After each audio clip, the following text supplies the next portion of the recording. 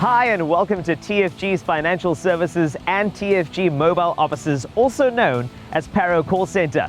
This short video was produced to help you understand the layout of the building that you are going to be working in, the various emergency exit routes and procedures to follow in the unlikely event of you having to evacuate the premises.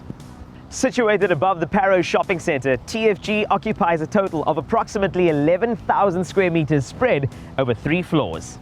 When you walk through the building, you may notice a few things that you've seen before, but weren't sure of what they were or why they were there. So let's have a look around. For example, this is a smoke detector. It's mounted to the ceiling, and it will detect smoke in its immediate vicinity. When that happens, it sends a signal straight through to the control room, where the risk controllers will be alerted to investigate. By the way, this is a risk controller. He's here to keep you safe. We have risk controllers at all our buildings. And I shouldn't have jumped on the desk, right? No? Okay, I'm sorry. Okay, where was I? Oh yes, a single smoke detection unit, if picking up smoke, will register what is known as a single knock. This will trigger the following alert announcement. Attention please. Attention please. We are investigating an alarm condition. It may be necessary to evacuate the building. Please listen for further announcements. Which you'll hear over the PA system. When you hear this announcement, it is not a signal to evacuate, it is merely to alert you to the fact that an evacuation may take place and to let you prepare yourself. Now, 2 of these units detecting smoke, known as a double knock, will immediately activate the evacuation announcement, which sounds like this. Attention please. Attention please. This is an emergency. Please leave the building by the nearest available exit. Do not use the lifts. In this instance, you will leave your workstation and move swiftly and efficiently to the fire escape doors and down the fire escapes to the assembly points that have been pre-designated. Escape route signage is in place, pointing you in the direction of the escape routes. Please familiarize yourself with the various escape route signs in your work area. Please follow the directions of your floor fire marshals. And this is very, very important. Your fire escape doors are equipped with push bars. They are easy to use. Just push the bar once and the door opens. Also, Paro Call Center fire escapes are wide and sufficiently lit. So please move efficiently and swiftly through them. And do make sure that you don't panic. Please, ma'am, just calm down, it'll be fine. And also don't run, just walk through and you'll be fine. In the event of a fire, you will not be able to use the lifts. They'll descend slowly down to the reception floor and their doors will remain permanently open. Unless absolutely necessary, please do not use the escalators either, but do make sure you use one of the designated fire escape routes.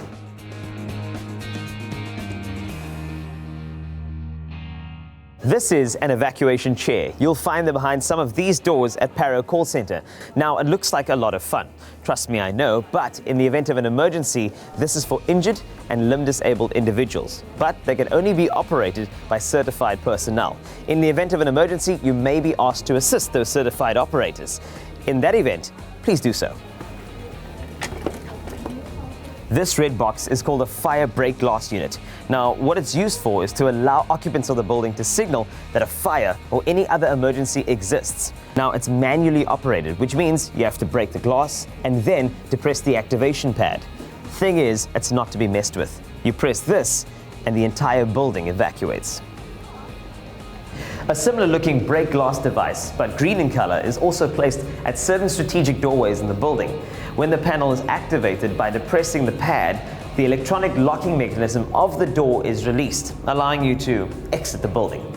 Assembly points have been predetermined, and it is vital that once you have evacuated the building, that you make your way to your assembly point and stay there for roll call and further instruction from the emergency team and building controllers. In the event of an emergency, it is your task to get out of the building as quick as possible. But if you happen to forget any valuables, do not go back and fetch it. Please exit swiftly. Fire escapes that way. Thank you. If there is a fire between yourself and your only route of escape, you'll need to know how to use a fire extinguisher or hose reel. There are various types of extinguishers around the building, and they are fire specific. So you won't have to decide if the extinguisher you are grabbing is the correct one or not. Be aware of the various signs in the area you work in.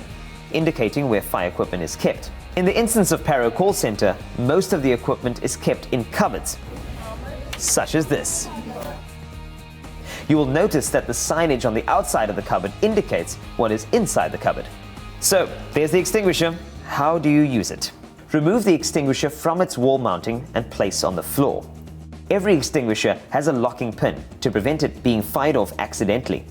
The locking pin has a rubber seal or band keeping it in place. This needs to be removed before you are able to fire the unit. Pull and twist the locking pin simultaneously, breaking the rubber seal and making the extinguisher ready for use. Now, if possible, in a firefighting situation, it's good to have somebody with you, somebody to back you, who literally has your back. Now, his or her responsibility is to secure you, either on your shoulder or your belt, so that in a situation where you need to move away quickly, they can assist.